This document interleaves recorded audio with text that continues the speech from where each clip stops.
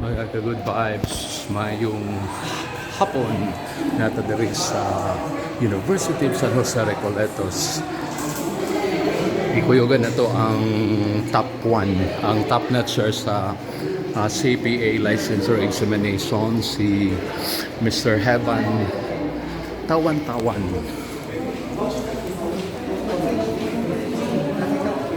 Hindi suroy mga igala ang iyang dapit nga kanunay nga ariyo no diri sa San Jose.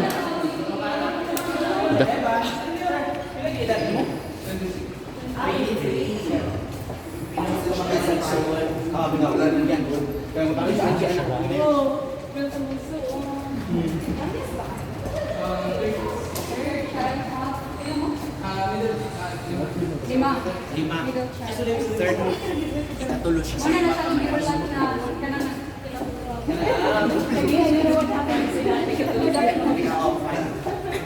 And she's inviting the cow.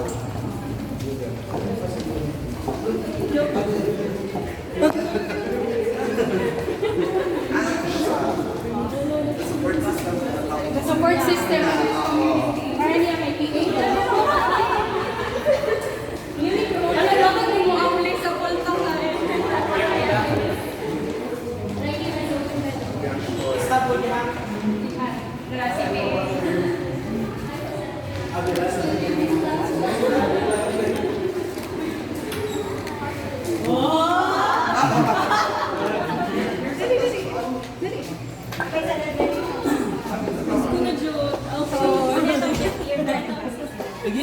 Yakin na sila. Pwede rin po. Ito man, mag-inspirational speech siya. Sure. Pero kung asa siya lang unang-unang pa na kasi. May po. Keywords lang. Keywords lang.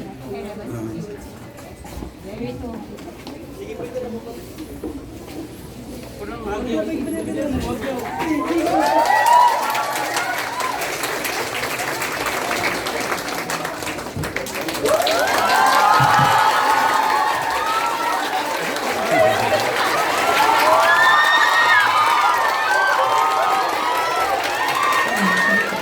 Good afternoon, ladies and gentlemen. So, the future CPAs, we are currently here with our top 1. We would like to share this moment of inspiration sa atong mga aspiring CPAs. So, at this juncture, we would like Hebban to share a few words para sa mga atoang mga aspirants. So, ladies and gentlemen, without further ado, Hebban Tawantawan!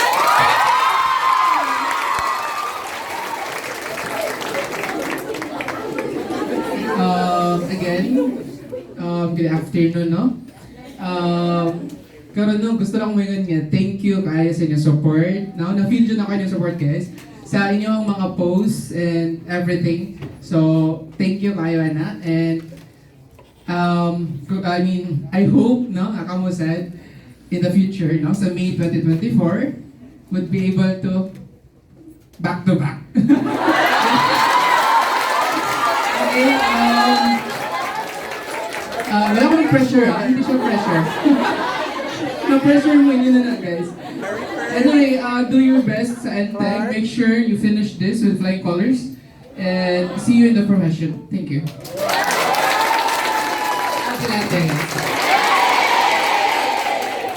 Thank you so much, and of course, pasensya sa pag-interrupt, but we just can't help but want to share this joyous occasion. Okay, nandiyan tayo top 1, trivia lang.